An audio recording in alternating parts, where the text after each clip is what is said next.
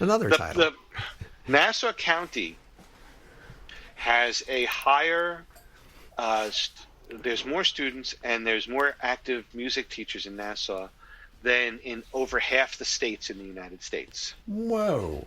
You know, Whoa. so like I was just watching the other night from when we're talking, there was a big thing at Mount Rushmore in South Dakota. And so, just out of curiosity, you know, I'm keeping politics completely out of this. I was just wondering, what is the population of South Dakota?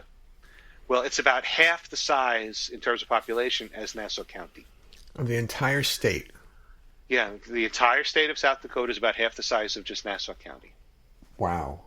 Yeah. Wow. So I worked my way. I thought, as one of the reasons that you become a teacher is because you like to help, you like to give back. And if someone didn't like to help, they didn't want to be involved, they didn't want to give back and bring on the next generation, they would have naturally picked a career other than teaching.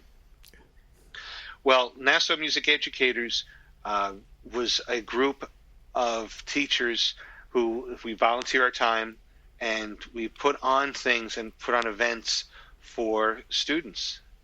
And the big ones were all county ensembles. So when if you were a student and oh wow, I made all county band, well, somebody had to be in charge of making sure that happened and putting it together and running it and doing everything so that you could have that experience.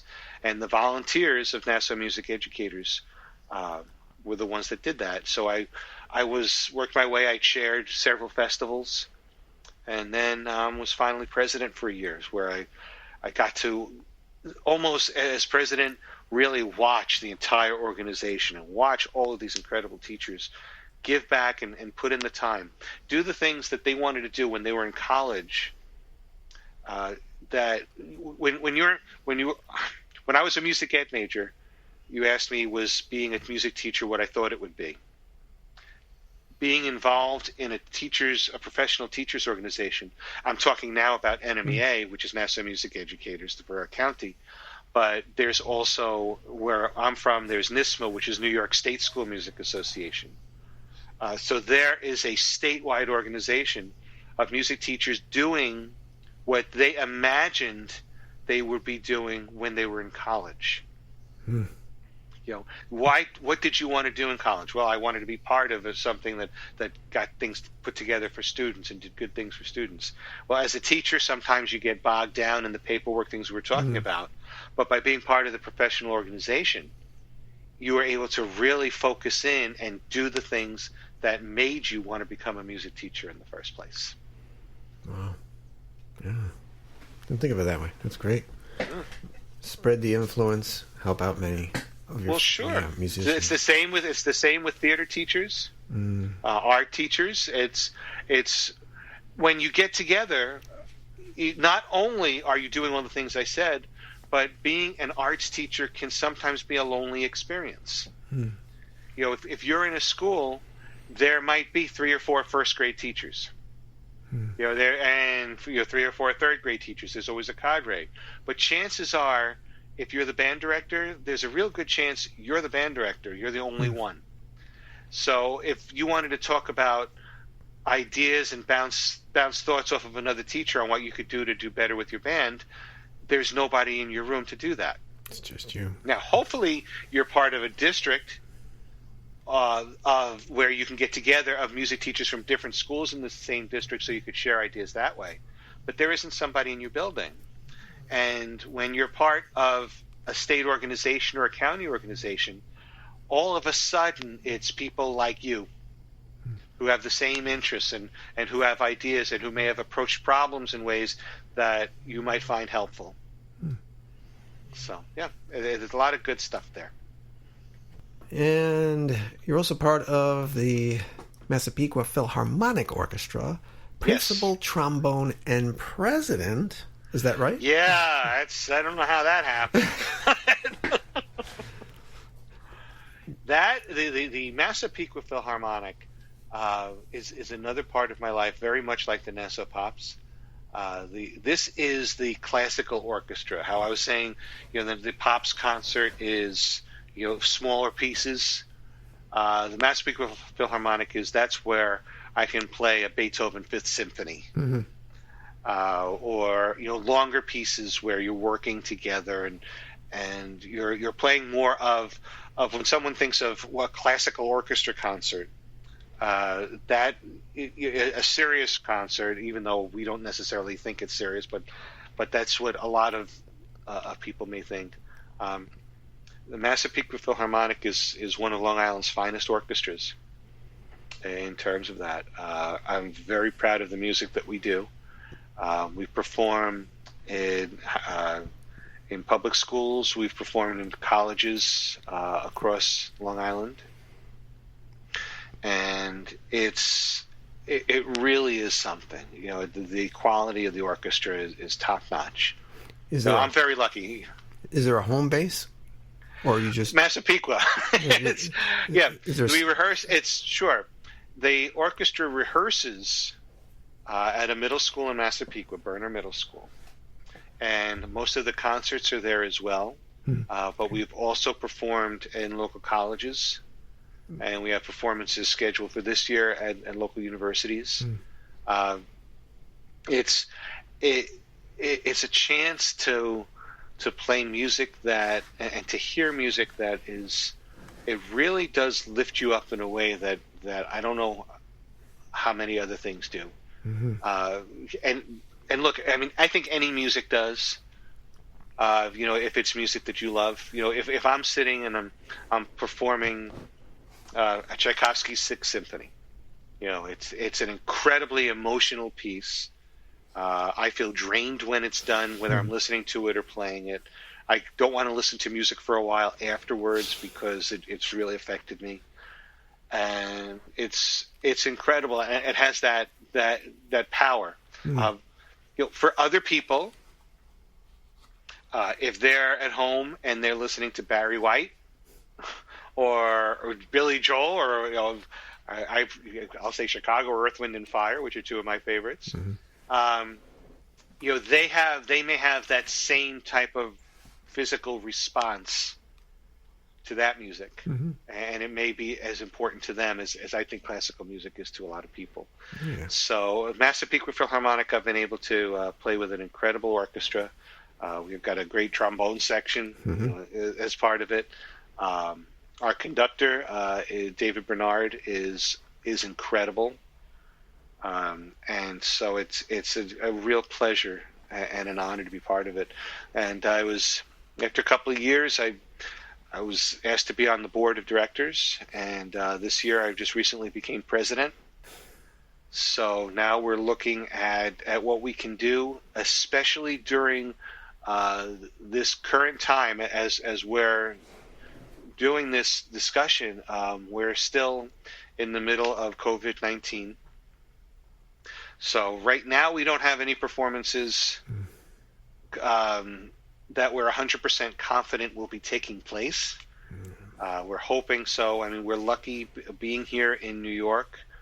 You wouldn't have thought I would be saying this a couple of months ago, but we're lucky in that we're coming along in terms of the virus and having the population with it. There's other parts of the country right now that are going through the experience of what we as Long Islanders and New Yorkers went through a few months ago.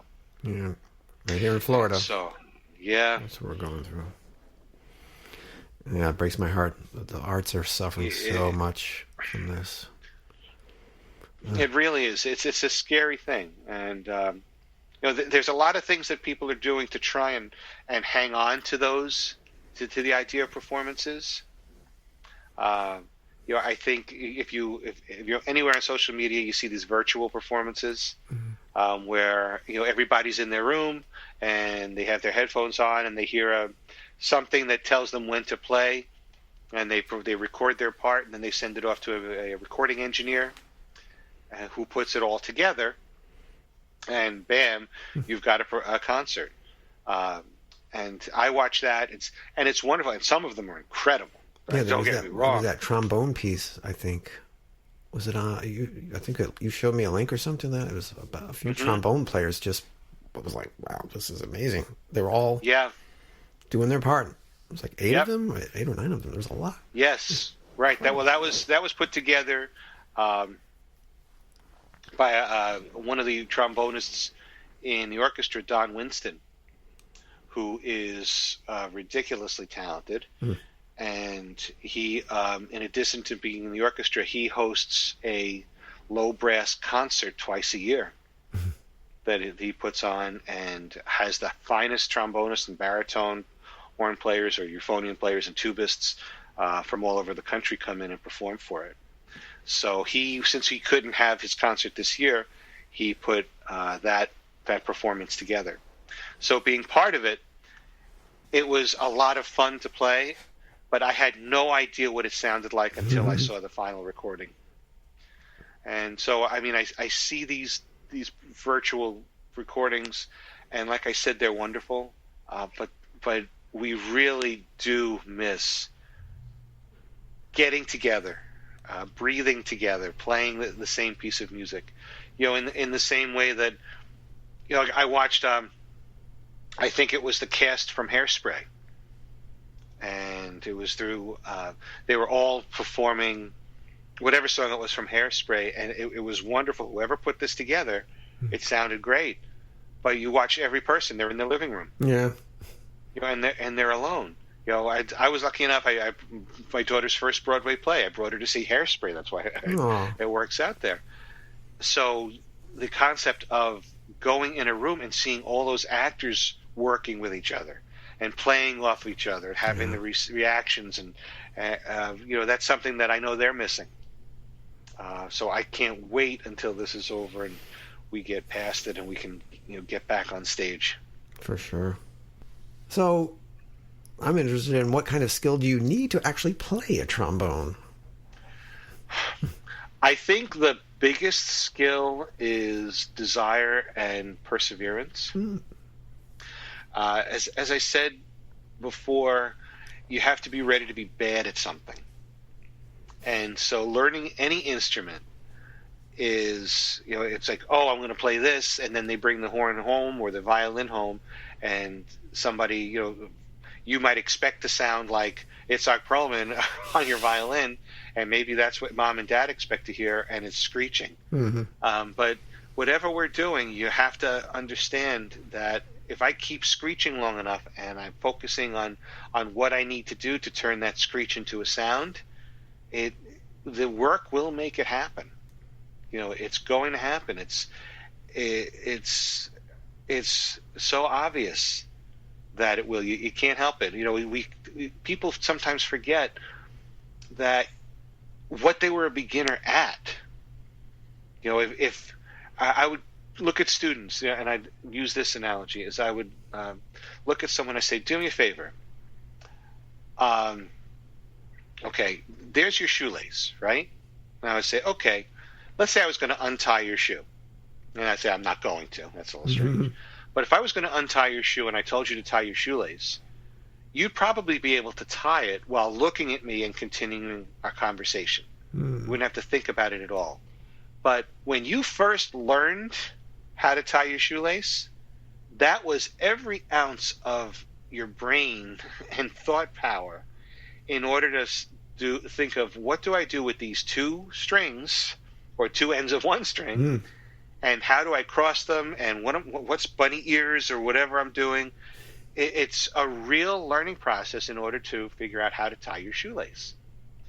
And so very often, once we become very proficient at something, we forget that you have to go step by step at the very beginning.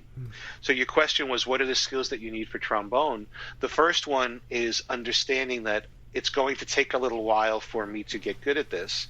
And so I need to know, do I have the desire to continue working at it, knowing that I'm getting better, even though right now I may not be that good at it. Seems like Now, are there physical skills? Yeah, you got to have long enough arms so that your slide can move out far enough.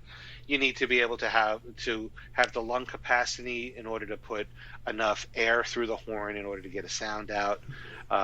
You need to be able to hear notes so that you know whether you're in tune or not. There are obviously physical skills that you have to have,